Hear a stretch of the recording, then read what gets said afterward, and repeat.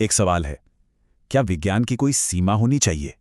क्योंकि तरक्की के नाम पर इंसानियत ने कुछ इतने डरावने एक्सपेरिमेंट्स किए हैं कि सोचकर भी रूह कांप जाए।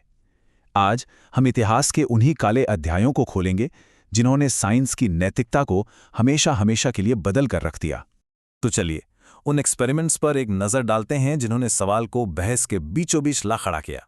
चलिए सीधे इंसान की दिमाग की गहराइयों में चलते हैं, जहां कुछ सबसे परेशान कर देने वाले प्रयोग किए गए थे।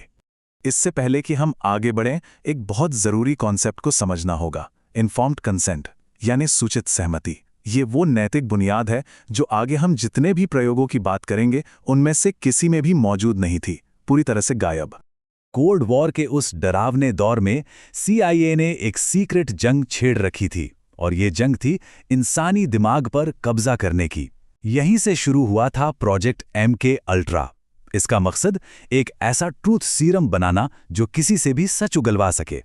इनके जो तरीके थे वो किसी बुरे सपने से कम नहीं थे।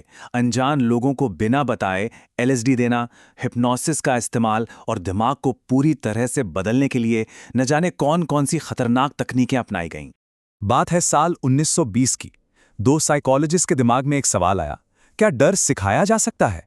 और अपने इस सवाल का जवाब ढूंढने के लिए वो पहुंचे एक छोटे से बच्चे के पास, जिसे आज दुनिया लिटिल एल्बर्ट के नाम से जानती है। उन्होंने 9 महीने के एक शांत बच्चे को चुना और एक प्लान बनाकर उसे एक प्यारे से सफ़ेद चूहे से डरना सिखाया। जब भी चूहा सामने आता, एक जोर की डरावनी आवाज़ की जाती, और जल्दी सिर्फ चूहे को देख लेना ही एल्बर्ट को डराने के लिए काफ़ी था। ये डर बाद में हर रोएंदार चीज़ से लगने लगा। और सबसे बुरी बात जानते हैं क्या थी? उन्होंने उस डर को कभी ठीक करने की कोशिश ही नहीं की जो उन्होंने उस बच्चे के मन में पैदा किया था। लिटिल एल्बर्ट को उसके डरों के साथ बस अकेला छोड़ दिया गया। ये घटना वैज्ञानिकों की नैतिक जिम्मेदारी की एक बहुत बड़ी याद दिलाती है। लेकिन ये अनैतिक प्रयोग यहीं खत्म नहीं हुए। कुछ ने तो जानबूझकर समाज के सबसे कमज़ोर और लाचार लोगों को अपना निशाना बनाया। टस्कीगी सिफिलिस स्टडी, ये कोई 1-2 साल नहीं, पूरे 40 साल तक चली। 600 गरीब अश्वेत पुरुषों से वादा किया गया कि उनके खराब खून का मुफ्त इलाज किया जाएगा, लेकिन इसके बदले में उन्हें क्या मिला? धोखा।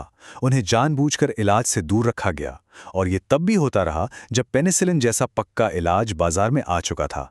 1939 में अनाथ बच्चों का एक ग्रुप एक बहुत ही क्रूर साइकोलॉजिकल एक्सपेरिमेंट का शिकार बना। इसका मकसद क्या था?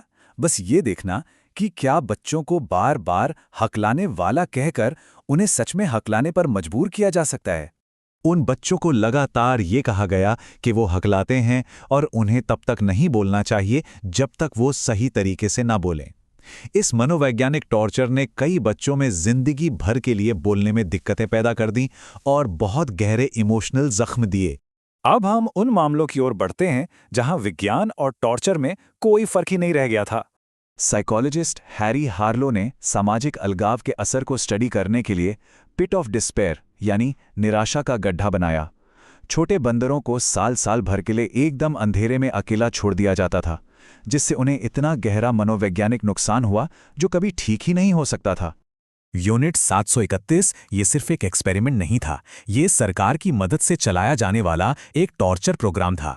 जापानी सेना की इस खुफिया यूनिट ने युद्धबंदियों पर ऐसे ऐसे जुल्म किए जिन्हें शब्दों में बयान करना भी मुश्किल है। यूनिट 731 ने तो साइंटिफिक मेथड को ही एक हथियार बना लिया। वो पहले कोई हाइपोथेसिस बनाते और फिर उसे जिंदा कैदियों पर टेस्ट करते।